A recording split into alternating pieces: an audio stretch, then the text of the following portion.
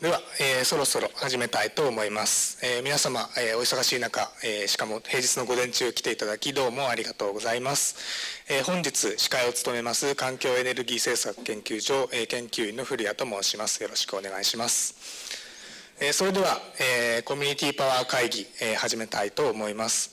本日は、地域で自然エネルギーを、進めていく、その今まで実践してきた方々と、これからその取り組みを始めようとする方々の対話を通じて、どうやって持続可能な地域をエネルギーという観点から作っていけることができるのかということを、目的として、議論をいろいろと展開していきたいなと思っております。で本日会場日本科学未来館未来館ホールで、開催しておりまして、環境エネルギー政策研究所 Isep が、この会議を主催しておりまして、共催団体として、世界風力エネルギー協会、日本再生可能エネルギー協会、自然エネルギー財団、JST 地域エネルギーファイナンス研究会の共催によって、お送りしております。それでは、まず開会に先立ちまして、主催者より環境エネルギー政策研究所所長飯田よりご挨拶を差し上げます。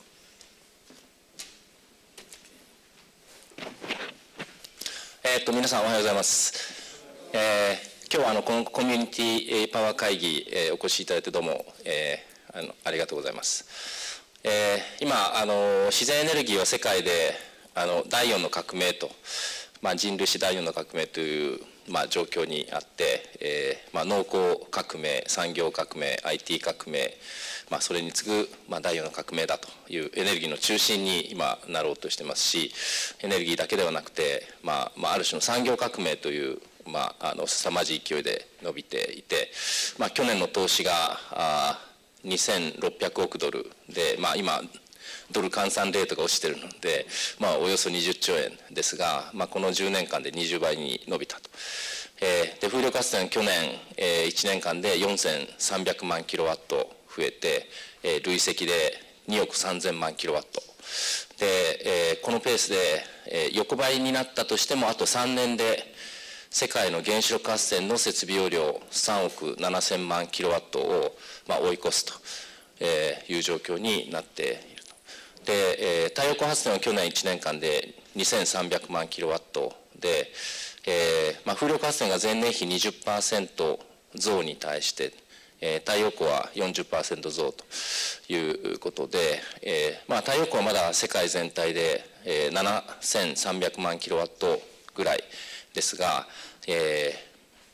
価格の低下のスピードが加速をしていることと普及の、拡大のペースが風力発電以上に拡大しているということで、おそらく風力発電が原子力を追い越したその数年先には今度太陽光発電がまた原子力を追い越すという時代がもう来るというまさにエネルギー革命が今真っ只中なのかという、そういった状況の中で、この日本だけはですね、足踏みというかむしろ後ずさりするようなその世界の流れから完全に立ち遅れていた、わけですが、その立ち遅れていた日本が、去年の311、1年前に、まさにそのはっきり言って完全に間違えていた政策に暴走していたがゆえにですね、世界史に残る地球規模の悲惨な東京電力福島第一原発事故に、いわばぶち当たったという、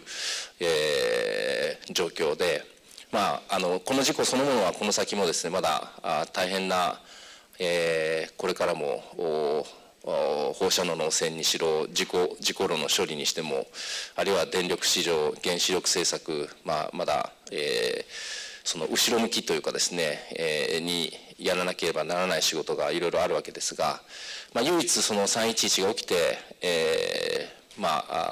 良かったことというかですね、いい方向が出てきたのが、はっきりともう日本全体がもうこの自然エネルギーの方向に向くしかないんだという、覚悟がですね、できたということではないかと思います。で実際に、孫正義さんが311が起きて初めてエネルギーに関心を持って、そして、世界の100人の科学者を集めた、新しい研究所を作るんだということをツイッターでつぶやいたその翌日に私と会ってですね、で、もうその数日後にはこの自然エネルギー財団を作るという、方向性ができて、去年の8月に発足して、明日明後日はその自然エネルギー財団の、まさにその311から1年のイベントが今開催されるような状況が起きています。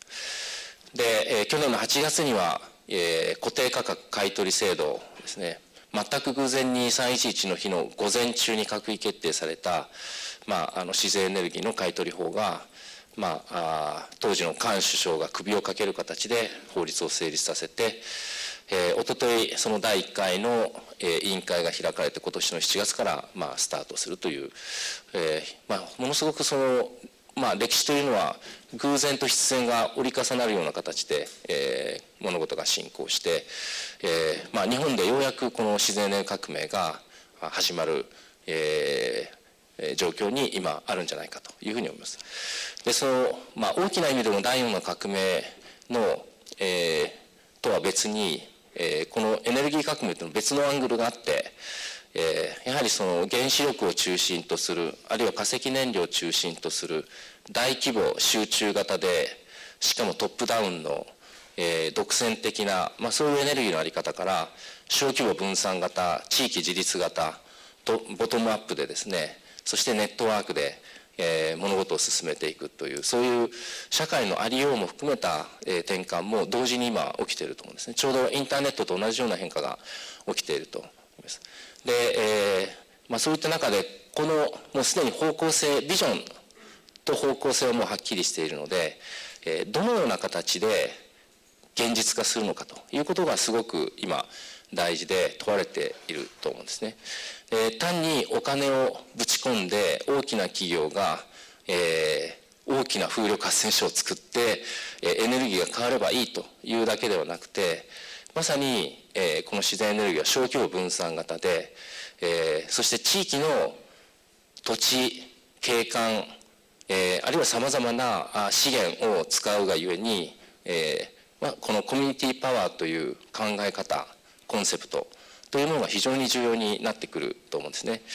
で、そういう意味で今日はこれから一日、海外からもあるいは国内からですでに実践している、あるいはこれから実践しようとする人たちが、対話を繰り返しながら、どのような形で実現をしていくのか、でどのような壁にぶつかり、それをどのように乗り越えてきたのか、あるいは、乗り越えられなかったのかも含めてですね、そういった経験を共有し、そしてまた今日をきっかけとしてそういったネットワーク、国内外のネットワークをお互いに学び合えるネットワークをまた強化しながら、また明日に向かって一歩を刻んでいくと、そういう場になればいいんじゃないかというふうに思っています。ということでこれから、午前と午後、3つのセッションで、このコミュニティパワーというコンセプトを皆さんと共に学んでいきたいと思います。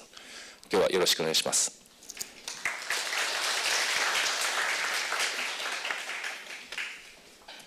はい、それでは続きまして、第1セッション「ビジョンと実現」というテーマで、議論に入っていきたいと思います。で、はじめに、本日3つセッションがあるんですけれども、それぞれセッション最初に海外からのスピーカーに20分間基調講演をお願いしまして、それを引き受ける形でその後国内の実践してきた方、これから挑戦する方と対話をやっていこうと思っております。で、まず最初のスピーカーなんですけれども、デンマークサムソ島という島があるんですけれども、人口4000人の島で、この島は10年かけて1997年から 100% 自然エネルギーを達成しています。で、そのプロセスの中で非常に重要な役割を果たした方、ソーレン・ハーマンセンさん、サムソエネルギーアカデミーという研究、機関ですかね、研究機関というか、そういう場所があるんですけれども、そこの代表されている方です。で、ちょっと先にちょっとだけ紹介しておきたいんですけども、その 100% を達成したストーリーっていうのがあるんですけども、それを絵本にしたものが実は英語の本でありまして、エナジーアイランドというんですけれども、これ非常にいい絵本なんですけども、先日これが日本語版に翻訳されて出版されました。で、この内容にも関係する、内容になるかと思うんですけれども、非常に、重要な、ケーススタディというか、いろんな教訓を含んだ、地域の事例のお話を、ソーレンさんの方にしていただきたいと思います。それではソーレンお願いします。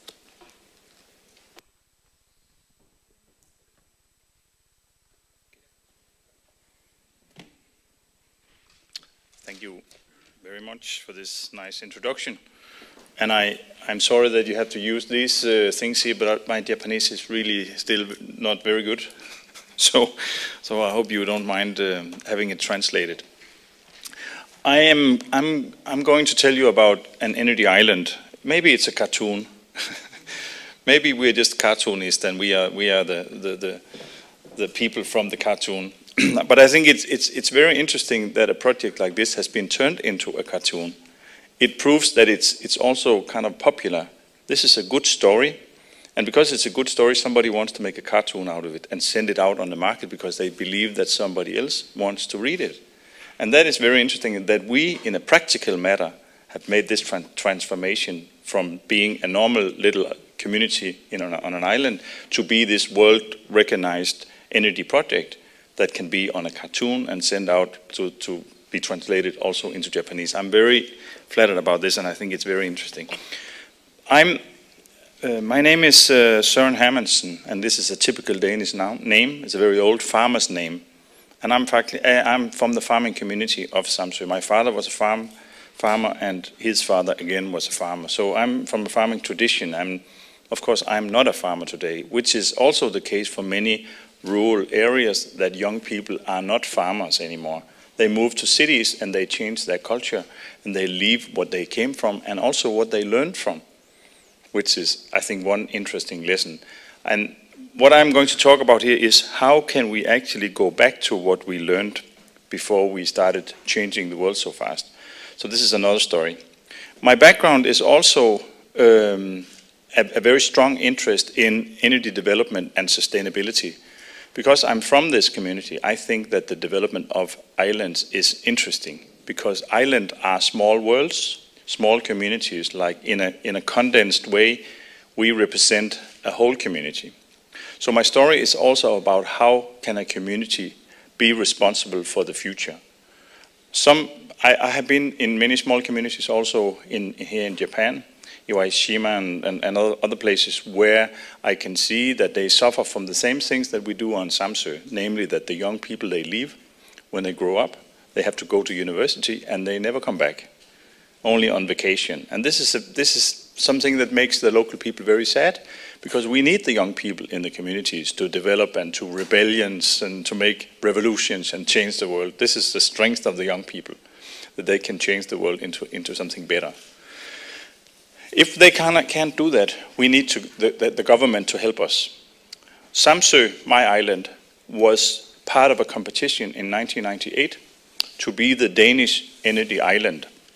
So my story starts with an ambition, sending out a vision to be this demonstration of how you could, in just 10 years, transform a normal fossil-consuming community into 100% renewable energy in a time span of just 10 years. We had to do it on the premises of what we know as proven technologies, which is wind and solar and biomass. No rocket science, not hydrogen or wave power or any other things, but very normal traditional energy sources. But not oil, not coal and not gas, but traditional sources like wind and solar and biomass. We also had to do it on the today's policies, which is, I mean, the policy of today is the policy that is sent out by the government. I mean, we are depending on that. They have to give us the framework or the conditions so we can develop locally the best things that's available. If we don't have the frames, it will be too expensive and too complicated. So we need the government to give us the policy that will help us. The last thing, which is maybe the most interesting, is it was also meant to be supported by the public. Widespread public participation was one of the frames for this development also. I mean, if I ask you, do you here in Japan know what widespread public participation is? You can just nod if you know it. But that is, I mean, in Denmark, it's even in Denmark where we have like a high high level of public democracy and other things also, people are a little bit confused about what is this energy democracy or public awareness of these things. So we need to discuss that also in the program. So the vision was to say that, okay, Samsø needs to be this demonstration. We like to say that we are the center of Europe, and we are actually the center of the universe. Or maybe you thought Japan was that, but that is Samsø. Just for your information. Maybe you disagree, and I hope you do, because the point of saying this is that, yes, we are the center of the world, but we are us, and we are here, and we are responsible for where we are. That is maybe one of the most interesting things, that we are responsible for our own daily life and what we do.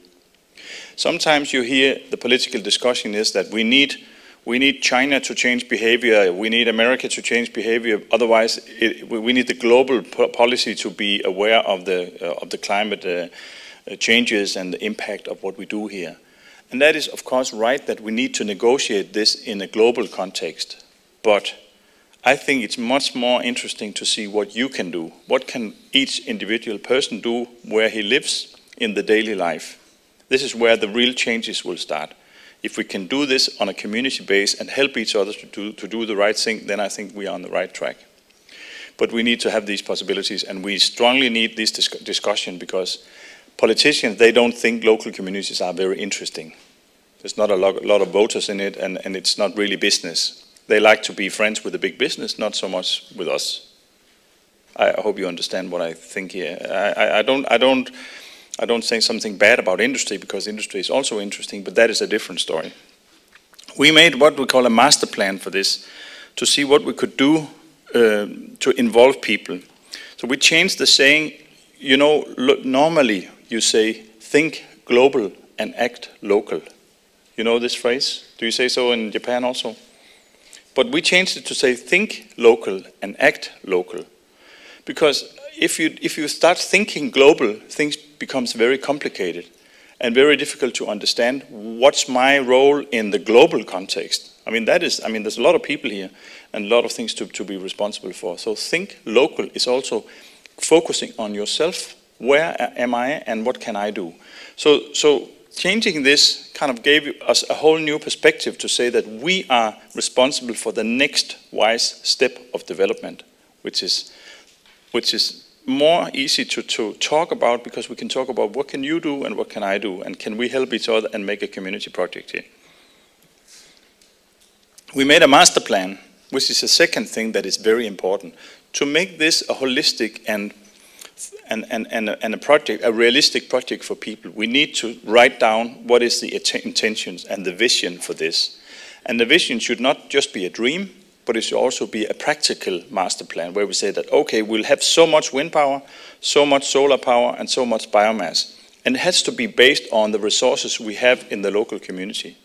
You have to investigate how much residue is from farming, how much waste do you have you can co-generate, how much sunshine do you have, how many hours per year, how much wind power capacity do you have, and then make this energy mix and make this serve the purpose of energy supply from renewable energy sources. So you have the right technology and you make the right investments from the beginning. Because a lot of engineers, I don't know if is there any engineers in the room? Do we have any engineers here? Because, you know, I have a little problem with engineers, because they like technology. They like it a lot. And they like to make very big and very advanced projects. So simple projects is not so interesting for engineers. No, nothing wrong with engineers. I like engineers, but sometimes we have to start from the beginning and make it more simple, the project. So the master plan was a recipe. It was like a guidebook for the development of the island. It was based on proven technology, a local action plan, an organizational structure, and a list of problems. Because you might as well just realize from the beginning, there will be problems and barriers you have to overcome here. And the problems have to be identified so we can solve them. Otherwise, the problems will be the wall we cannot get around, and it'll be the thing that'll make most people say, this is impossible. This can't be done, it's too complicated and too difficult for us. So, seen from my perspective, it is very interesting to look at the problem solving. The next thing is, how do you get a grip on people and get them attached to the project? I think we should do it by ownership and realization of projects. So people can see that, okay, if I'm active, if I invest in projects, things will happen. So you don't make the big projects first, but take the lowest hanging fruits and make this realizable, bankable, and feasible for people. So when they see it happens, they think, all right, that was not too bad. It's quite easy, actually, this energy development. It's not rocket science. We can do this, and we can be part of it, and it's still successful. So from one project to the next, we learn more and more about how we can solve problems by being active in this development, which I think is very interesting. And when we start talking about stories like this, we end up having cartoons about the project because we have successfully developed the project. And I think that is maybe one of the good stories about this, that we actually can be the change. 10 years later, in 2007, we could say mission was complete. We then produced more energy than we consumed on Samsø that day. So we changed from importing fossil fuel to exporting green energy. We invested about $78 million in the project, which is a lot of money per capita. But you could say that the cost of importing fuel was so high that the savings alone paid for the bank loans. So it was feasible, seen from a banker's perspective, and the average payback time was less than 10 years for the total investment in Denmark. I mean, I know that is different from country to country because you have different tariffs and taxes and prices for kilowatt hours. But in the Danish perspective, this was bankable and feasible. So in the beginning, people said, it can't be done. It's too expensive. It's too much for us. We simply cannot do that. But we proved them wrong, and we did it. We created local jobs, which is also interesting. Why do you live in the local community? Because you have a house there, you have a family, you have a car maybe, you have cost, you want to travel and you want to do things. So you need to have a job. How can you maintain a job? Well, it's difficult to keep industry and business in the local communities. But if you make a transformation from black energy to green energy, you need a lot of hands there to do that. There's a lot of construction, a lot of changes and things have to be done. And we also have to produce our own energy and handle it, which also takes a lot of man hours. So this is jobs also. Green development is jobs and local activity. So even the most conservative opposition to this project was convinced when he or she got a job in the project. So green development, creating jobs, is also one of the barriers or problems we have to solve because people don't believe that the changes are good for them, but a nice job is good for them. So green energy is good if it gives me a job and money and green energy. We reduced our CO2 emission by 100% or more than that. In the yearly accountants of CO2 emission, we are actually minus 140% on Samsø due to a very big export. We export about 80 million kilowatt hours per year, which is quite a lot. And this is giving us a minus 3.7 tons emission per capita per year, which is, I mean, I can talk about it and it's maybe documented in a cartoon, but it's nothing we can live from. But it's still a good documentation of that what we do works. It helps the climate. We have spent quite a lot of time educating people. This is one of the other things, that education plays a role here also. Education maybe not in a traditional form where we send people to schools, but we invite people to training sessions and courses to inform them about what is needed to know to get to the next phase of the development. Because when you make decisions in a project like this, it is so essential that people understand what we are talking about. If they don't understand what we're talking about, they have a tendency to say no. I think it's better to say no, because better safe than sorry. This is one of the sayings in this project. But if you know what you're talking about, then it's much easier to convince people we should go to the next level. So local capacity building and an awareness is very important. So how do we do it? You can say in very simple ways that we just do it. because it's possible. This is not rocket science, and local trade people and business people can do things like this. The local blacksmith can install the solar panels. The local electrician, he can connect the wind turbines. It's not so difficult. So it's very interesting. These people are digging for gas in a local waste deposit. And they actually did find gas, methane gas, which could be extracted and used to produce electricity. So simple things is interesting because it generates interest from people, and they think it's interesting and funny to be part of it because they can be part of it. So in simple ways, we harvest the energy from wind, sun, and biomass because we have it already. It's out there at the doorstep of our houses. Why do we do it? Well, we call it survival of the island or survival of the community. I think that you also in Japan have a tendency that people move from the rural areas to the cities. And many of these areas are depopulation is a problem. And why is it a problem? Yes, because we need people to live there, produce food and biomass for the cities. These areas are very important for us because it is the production of many of the resources we need. And I think also culturally it's interesting that we have the little fishing communities, the farming communities, because they generate a lot of culture. I don't know what the cities develop. In my head, they develop a lot of problems. But maybe I'm wrong. Maybe that's just because I'm from an island, not from a city. So local economy is important. Independence is important. Energy democracy. I don't know if you know this saying. I know that Ida Tetsunari, he's written a book called Energy Democracy. I think it's inspired by the Scandinavian way of organizing structures. But energy democracy in a very pure condition is that if you have a wind turbine in front of your house, some people like it and some people don't like it. And I think the difference is that the people who don't like the wind turbine is not part of it, does not own a share in it. The people who like the wind turbine is part owner of the project and have a reason to have the wind turbines out there. So if you invest in the wind turbine, suddenly it looks much better.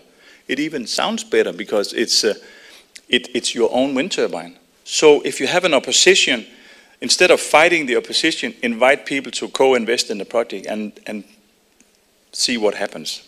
I'm sure this will change the attitude completely.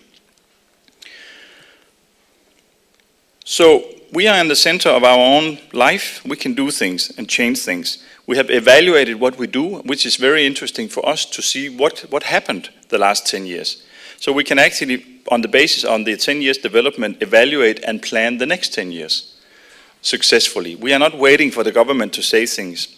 And because we have done that, we have established what we call the Energy Academy. And I hope that you here will establish what we call Energy Academy networks. So when you build a local community project, it doesn't have to be a fancy house or something like that, but it can be a project that can be connected to other projects via the Energy Academy network. Because this is where we exchange know-how and knowledge about what we do.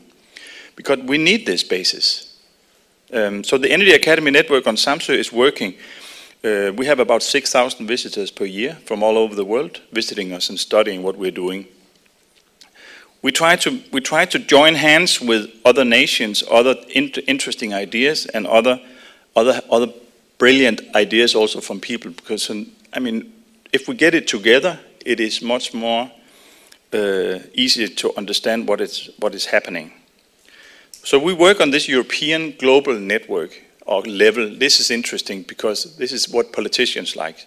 We also work on the national level and the local level, but we have to level the impact. So we're not all the time kind of working on both the global and the local level. I think sometimes you have to go to the direct local and be very honest about that. We have a lot of European projects. I think that is also a very good advice for you here, that when you establish yourself, it's good to be part of other projects too, because then you are not so vulnerable for changes because you are part of a lot of different projects. If you only have one project in your scope of development, then if this project get in trouble, then you will be in trouble. But you can get assistance from this, and the European system is interesting, and I think you can have similar systems here also in Japan. We think in networks. We like to cooperate and work with other people because we are small, And if we can find friends in Japan or in America or in Europe, then we will be much stronger and we can make kind of a strong connection because of this. We try to work in other ways than you could say being in the heads. We work very physically. We have meetings where we actually walk and talk and do the things. Instead of just sitting down writing reports, we stand up and do things. I think that is also very inspiring.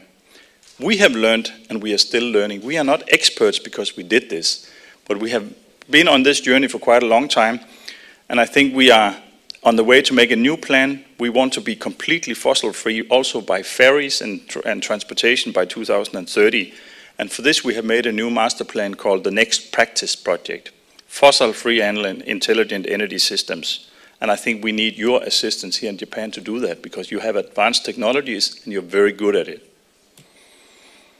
So the best practice will be to do this. If you want to know more, you can read a lot about this in articles and magazines and TV documentary and other places. Also, there's also a lot of stuff in Japanese if you look on the website. And if you want more information, you can watch it on the energyacademy.com. Thank you very much for your attention.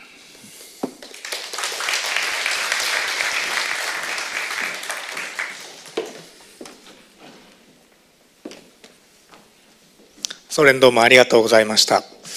それではこの後、パネルディスカッションに入っていきたいと思います。壇上の準備をするので、少々お待ちください。